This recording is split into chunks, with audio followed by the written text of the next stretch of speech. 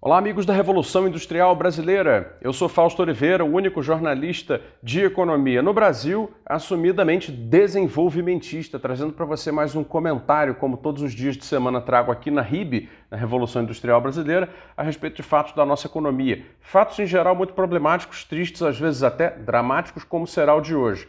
Antes, contudo, eu quero chamar você a atenção seguinte. Aqui na descrição desse vídeo tem um link para você conhecer o livro Pedagogia do Desenvolvimento. É o primeiro e-book editado pela Revolução Industrial Brasileira, com artigos de grandes nomes, alguns já muito famosos, como André Roncalha e Wallace Moreira, do Conexão Xangai, que são meus amigos, mas também Gilberto Berkovitch, professor da USP, da área do Direito Econômico, João Romero, professor de Economia do CEDEPLAR, da UFMG, Fábio Terra, da Associação Keynesiana Brasileira, e um artigo meu. E por que é necessário estudar a pedagogia do desenvolvimento? Por que eu me dedico tanto a promovê-la no Brasil? Por causa, meus amigos, disso que vocês vão escutar aqui agora. O Brasil está virando o país do bico. Do bico. Sabe, fazer um bico, vou pegar um bico, vai se virar no trabalho para conseguir um trocado. Esse é o Brasil que a gestão neoliberal, desde o governo, o segundo governo da Dilma, depois passando pelo governo Temer e agora o governo Bolsonaro, esse é o Brasil que está sendo construído. Estou falando isso a respeito de comentando uma reportagem do Estado de São Paulo do dia de hoje, 8 de novembro, em que fica claro exatamente isso. A reportagem se chama Bico avança no país e paga cada vez menos. Tá? Então vamos observar os números. Entre o segundo trimestre de 2019 e o segundo trimestre deste ano, aumentou em mais de 2 milhões o número de brasileiros que não têm vínculo formal de trabalho, carteira assinada ou algum outro vínculo formal de trabalho, e cuja remuneração pelo bico, porque para essa pessoa resta o bico, maximamente consegue R$ 1.100, que é o equivalente a um salário mínimo. Ou seja, a pessoa tipicamente, então, não tem emprego, não tem relação formal de trabalho e a remuneração que ela consegue no mês pelos bicos que faz não vai além de R$ 1.100. Muito bem.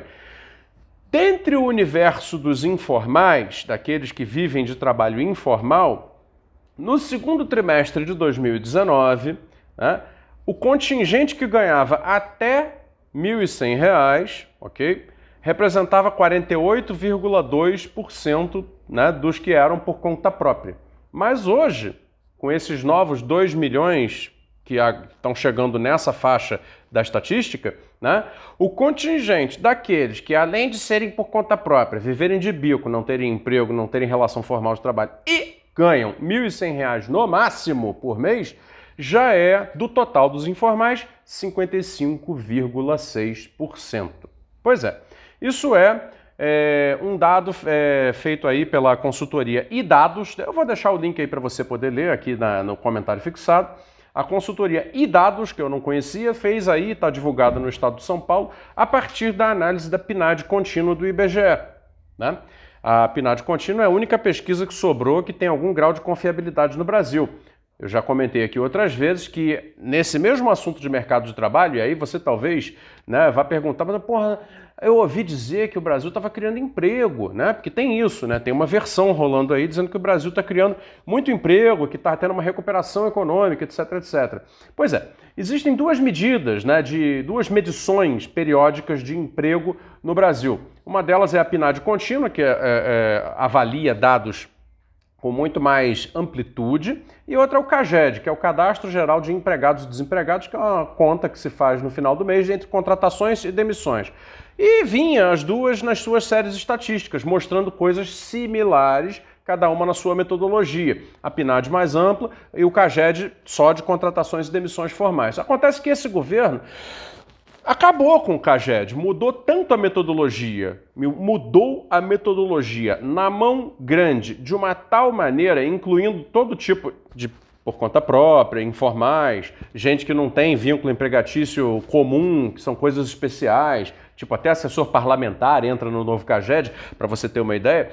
Por conta desse tipo de deformação estatística, o CAGED passou a mostrar números positivos. E é por isso que o governo federal vem lançando números positivos de emprego, quando, na realidade, o que está acontecendo é um dramático, ou uma dramática perda de qualidade na geração de empregos no Brasil.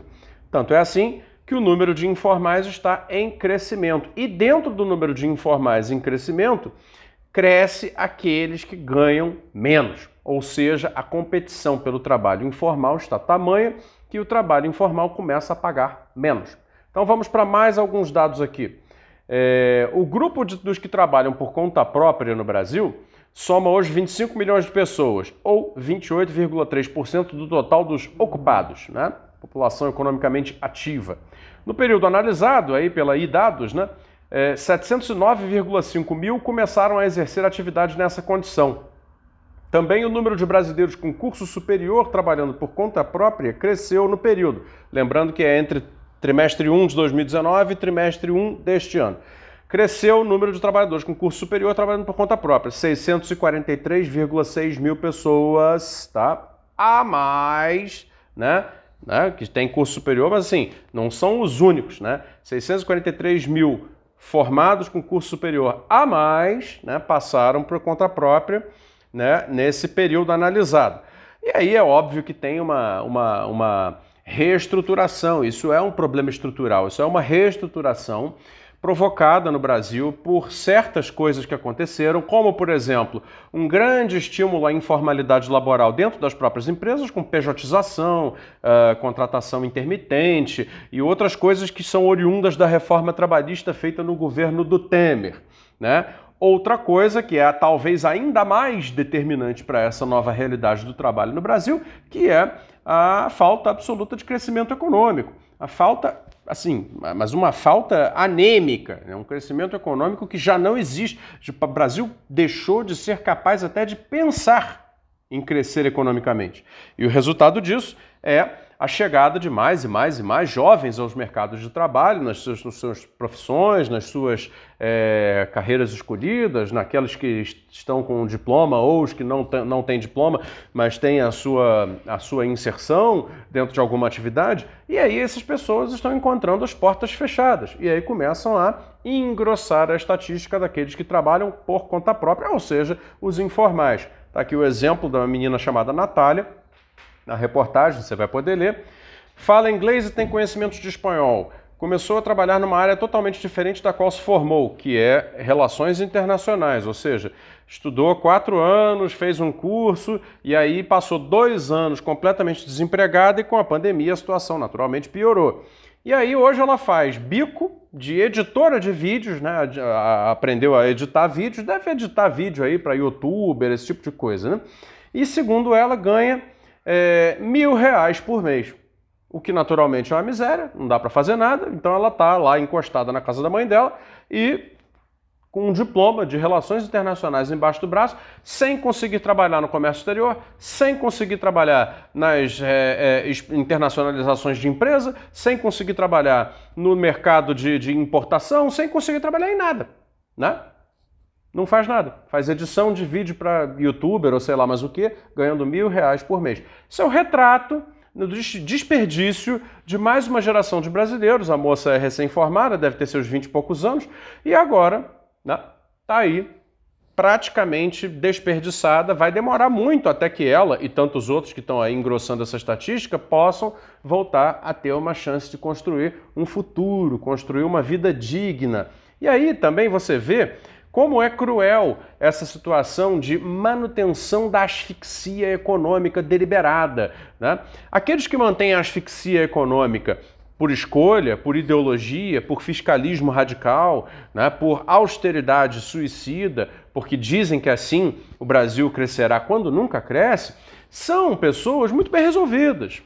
Vamos lembrar isso. Eles individualmente são pessoas muito bem resolvidas. Todos têm alta renda, são todos ou funcionários públicos de carreira, de muita experiência, ou são economistas de banco, ou são pessoas de corretoras financeiras, ou são jornalistas famosos da grande mídia econômica. Todos muito bem resolvidos. Nenhum deles passa por 1/10 do que passam essas pessoas que estão aí, milhões e milhões e milhões de brasileiros e cada vez mais, disputando bico para ganhar cada vez menos, né? Não passam por isso. Então, vejam lá a crueldade dos que defendem a asfixia econômica. Chegam ao ponto de dizer que será um absurdo oferecer para as pessoas da base da sociedade um auxílio com base em recursos fiscais, em recursos públicos, né? Porque não se pode mexer mais nisso.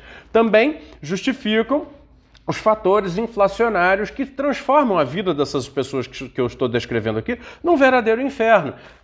Defendem, por exemplo, que a Petrobras, sim, como eles dizem, devolva para o acionista aquilo que a Petrobras tirou dele nos anos anteriores. Ah, pois é, a custo de fazer até mesmo uma grande parte dessas pessoas que foi para dirigir carro de aplicativo não poder mais dirigir carro de aplicativo por falta de dinheiro para cobrir a gasolina, que ficou cara demais. Então é isso, esse é o Brasil que se construiu. E aí eu quero terminar o meu comentário, porque como eu sou ainda sou, né, da imprensa de economia, eu recebo muito press release, né, que são comunicados de imprensa. Hoje eu recebi um muito curioso que veio a calhar para terminar aqui o meu comentário a respeito dessa informalização quase que total já da população economicamente ativa de menor remuneração no Brasil. O comunicado diz o seguinte: BK Brasil anuncia mais de 1.800 vagas de emprego. Eu me interessei, fui abrir para ler. Descobri que BK Brasil, né, não é uma empresa, sei lá, que podia ser. Eu não conhecia, não sabia que era BK Brasil. Aí fui abrir para descobrir o que era. BK Brasil é simplesmente a sigla da franqueada, né, a principal franqueada do Burger King do Brasil. Por isso, BK Brasil. E aí dizendo, abriu mais de 1.800 vagas de emprego para as suas franquias Burger King e Popeyes, né? Vamos lá. E aí tem para tudo. Tem para chapeiro, atendimento de caixa, né, gerente de restaurante, manutenção de maquininha de cozinha industrial e não sei mais o que, não sei mais o que, não sei mais o que. Pois bem, pessoal, exatamente o tipo de péssimo emprego, né, que aí você pode até argumentar comigo, é melhor ter isso do que não ter nada. Claro, eu sou forçado a concordar. Porém, é a isso que se resumiu a criação de trabalho formal no Brasil. A Burger King, que claro, né, continua vendendo aí o seu lixo em forma de comida, né, às grandes massas, porque é barato e no fim das contas acaba se beneficiando de uma perda de poder aquisitivo ainda mais grave, de todo mundo estar na rua tentando se virar o tempo inteiro, de não ter a capacidade mínima de organizar sua própria vida no cotidiano, então acaba mesmo encostando a barriga num caixa de Burger King para pagar sabe-se lá o quê, R$10 por um lanche horroroso, que pelo menos enche de caloria, né? Esse pessoal está crescendo e está abrindo 1.800 vagas de emprego da pior espécie.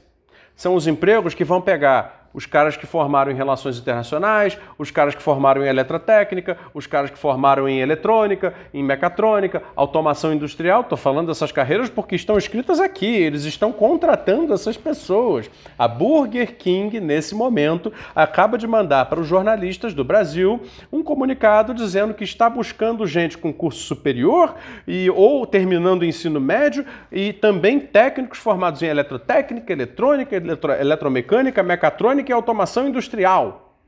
É isso aí que vocês ouviram. Pessoas formadas nestas carreiras no Brasil estão indo trabalhar no Burger King e coisas similares. É esse o Brasil que seu Joaquim Levy, que seu Henrique Meirelles, que seu Paulo Guedes e toda essa escumalha construíram. Por isso que eu convido você a se juntar ao esforço que a gente faz aqui, e os meus amigos também, de estudar a pedagogia do desenvolvimento para poder você se tornar também uma pessoa crítica a exatamente esse tipo de modelo, porque o Brasil não vai aguentar por muito tempo continuar assim. Obrigado, até uma próxima.